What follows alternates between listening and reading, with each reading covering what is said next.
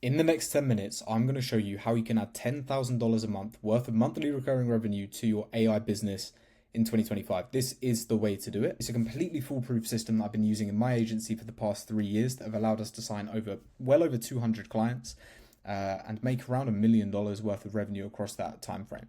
So it's a proven system. It's worked time and time again. I now coach people on exactly how to do this. And if you follow the steps in this video, you will see the results. What I'm also going to do is attach a link to this calculator if you want to play around with it yourself and see the sorts of numbers that you need to be generating in order to generate the results you're looking for in terms of that $10,000, $20,000, $30,000 a month of monthly recurring revenue. So what we're going to do is I'm going to explain to you exactly how this works. Now, this is actually going to be on cold email, right? The whole premise is reverse engineering the metrics that we're going after. So we're going to reverse engineer the revenue goal of $10,000 a month and break it down into the fundamental steps that need to occur in order to achieve this goal. It's very simple, right? So if we have a goal of hitting $10,000 a month, it means that we, for example, with 5 clients, need to sign 5 clients at $2,000 a month, right? So we need to figure out the revenue per client, and that will calculate how many clients we actually need, right? So let's say, for example, instead of $2,000, we actually have $3,000. That means we need 3 and a bit clients, right, a month to make $10,000 a month. I'm just going to put this example, $2,000, right? We would need 5 clients in order to hit the goal.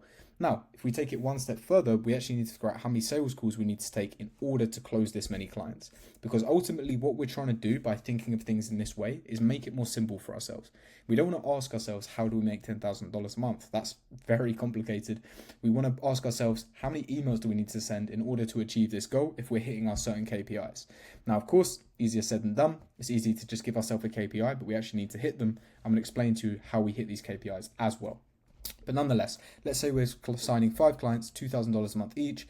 At a close rate of 20%, we would need to take 25 sales calls in order to close 5 clients, right? In order to get 25 sales calls with a 70% show up rate, we actually need to make 36 bookings. That's because not everyone who books a call will actually show up to the call. We want to maximize these numbers, but it's not going to be 100%. Now, as well as show up rate, we're also going to have a booking rate. Not everyone that responds positively to our outreach will actually book in a call in the first place. So that means in order to get 36 bookings, we probably need to get about 71 positive replies on our outreach to get those 36 bookings in the calendar. Now, once again, you see where I'm going with this. In order to get a positive reply, we need something before that. So we're breaking it down to the most fundamental steps of this chain of events that will allow us to focus on the inputs entirely. This is what's going to help us achieve that goal. Now, instead of focusing on how to get positive replies, let's focus on how to get replies, assuming that 25% of them are going to be positive. Now, this will be the case if the offer is strong enough. So if we're getting 71 positive replies per month, we actually need 286 replies in total in order to hit that goal of 71 positive replies. Now, once again, if we work backwards the numbers from here, let's say we have a KPI of 2% positive reply rate, we actually need to send 14,286 emails in order to get 286 replies. Now, what this looks like in a whole chain of events is we'll send out 14,286 emails. We'll get 286 replies. We'll get 71 positive replies. 36 of those people will book in. 25 sales calls will be conducted. 5 will be closed, and we will collect $10,000 per month, just like that. Okay. Now, then the question is, how do we set up the infrastructure in order to send these 14,000 emails? That's actually very simple. What we're going to be doing is using a tool like Instantly or SmartLead and creating an infrastructure of domains and accounts that will allow us to send this volume. If we work backwards from this number, assume we're sending 22 days out of the month, excluding weekends. What it would look like is this, divided by 22, around 650 emails every day. Okay, if we're sending 20 emails per account per day, which is what I recommend, once again, if we do the maths here, we do this divided by 20, we'll be looking at 32 email accounts. So hypothetically, all we need to do is set up 32 email accounts, and that will allow us to have the infrastructure in order to achieve this goal. Now, if your goal is, instead of this, not $5 a month, $5,000 a month, then once again, we have the numbers here, and we can calculate exactly how many email accounts are required. Now, what we typically do is I set up 2 email accounts per one domain. So once again, if I do the maths here, do this divided by 2, this is how many domains we require. Now, on average, it's around $15 per domain. So if I do this times by 15, it's around $120 in domain, and it's around $5 per month to keep an email account live. So we're looking at a total cost here of around $200 in order to generate $5,000 a monthly recurring revenue, right? We can scale this number. Let's say we want to look at $20,000 a month. Once again, 10 clients, 50 sales calls, 71 bookings, 143 positive replies, 571 replies, 28,000 emails sent. And that's going to be looking at 65 email accounts across 32 domains. Okay, so from a very simple fundamental perspective, this is how we want to break down the outreach that we're doing to these businesses that we can incorporate our solution to. Very, very simple. Now, simple, but not easy, because the truth is, as you start to run these outreach campaigns, you're not going to get these numbers straight away, or it's very unlikely that you will. It'll be fantastic if you do, but the odds are you're not going to hit these numbers straight away. What we need to do is identify where the bottleneck is in your process and create solutions for that. So that's what this second pipeline is actually for. This will calculate the numbers based off our inputs. Let's say instead of emails needed, it's actually emails sent here. Let's say we're sending 10,000 emails a month, right? And we're actually getting 300 replies. We can see that our reply rate is good. It's 3%. We're getting 3% reply rate, which is above KPI. So this is green. Let's say out of that though, we're only getting 10 positive replies. This means that our positive reply rate is significantly below KPI, and this is where we need to focus our efforts. We don't necessarily need to focus on sending more emails, nor getting more replies, but just getting more positive replies. And if we go to this chart here, which I've broken down on another video on my channel, we can actually see that if we're not getting enough positive replies, what we need to do is strengthen our offer and adjust the copy in our emails. In order to strengthen our offer, we go the classic Hormozy, right? We want to make dream outcomes stronger, perceived likelihood of achievement stronger, so risk reversals, guarantees, social proof, decrease the time delay, and decrease the effort and sacrifice for the client. We want to make it a no-brainer offer if that is what we're struggling with. What I've actually done is compiled solutions for every single stage of the pipeline where we could be potentially seeing issues. So let's go through this example. Let's go through all of them, right? Fundamentally, the first thing, if we're not sending enough emails, that's what we need to do. Create more email accounts, send more emails, increase your total addressable market if you need to.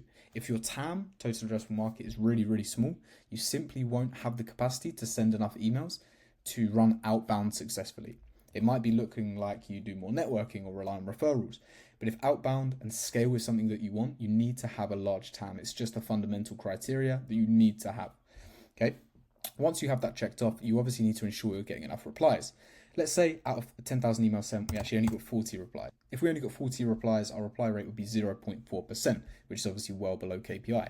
What we need to do is obviously reference this again and check deliverability and potentially change the copy. But my guess is that if your reply rate is below 1%, you probably have a deliverability problem. This is because it sounds odd, but you should have at least 1% of people telling you that they're not interested and they don't want this. So if you're not even getting that, you probably have a deliverability problem. The way I'll check this is I'd go through this short deliverability checklist and check if you have open tracking turned off. Do you have any links in your first email? And are you using any spam words? You can do this by checking various spam checkers online. Now, you just want to check these things to make sure nothing obvious is popping out at you, and make sure you're not sending too many emails per account too. If that's the case, then ideally we need to change the copy, assuming you don't have a deliverability problem. We need to make it shorter. We need to keep it really simple, have one CTA, and make your copy resonate more with the audience. We can also add more personalization in order to get more responses, but the offer is really going to hold the most weight when it comes to this. Once we figured out how to get more replies by either checking deliverability or changing the copy, let's assume we have 200 replies now. Then obviously we go on to what we mentioned with the positive replies. Strengthen the offer, make sure that the copy is also adjusted to reflect that. Let's say we've solved this and we have a 25% positive reply rate. The next thing is the booking rate. Let's assume we're getting 50 positive replies, but we're only booking 10 of them onto a call, which is a 20% booking rate. This indicates obviously this is below KPI. So what can we do to increase this to bring this back up? What we need to do is increase the amount of follow-up we're doing before the call to actually get people to join. If we're just sending them an email with a calendar link and they're not following up with them every day, of course they're not going to book the call. It's probably going to the back of their mind. They're busy, they've got meetings to go to, they've got things to attend, they've got to pick their kids up from school, etc. So we need to increase the follow-up if we're going to be more likely to actually get them on a call.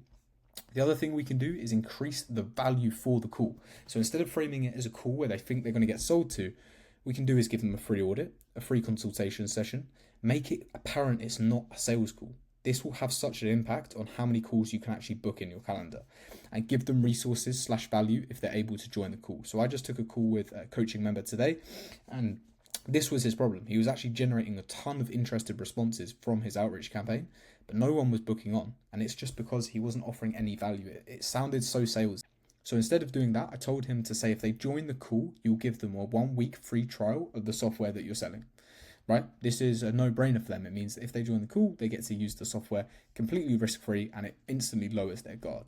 So that's what to do if you're not having your booking rate quite where it needs to be. Right?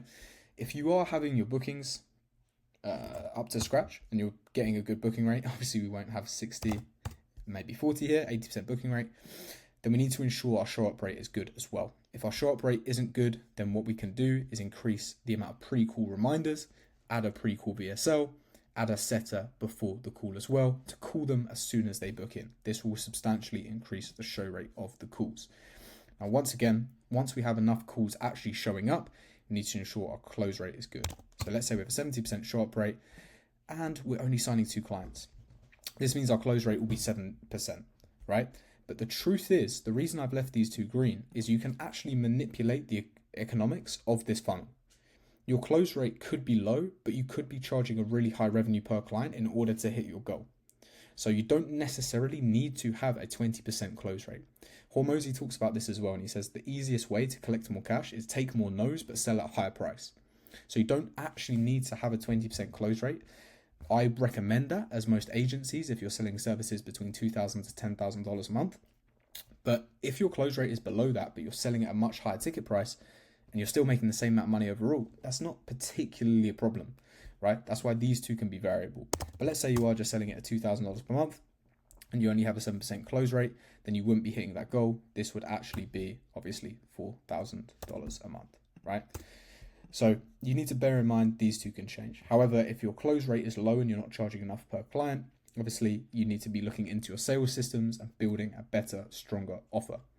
But that's pretty much it for this video. It's a very quick rundown of exactly how you can maximize your results using outbound for your AI service or your AI solution. If you're having any trouble with this, just talk to me directly and I'll be more than happy to help. But yeah, play around with this spreadsheet. Good luck, and I'll see you in the next video.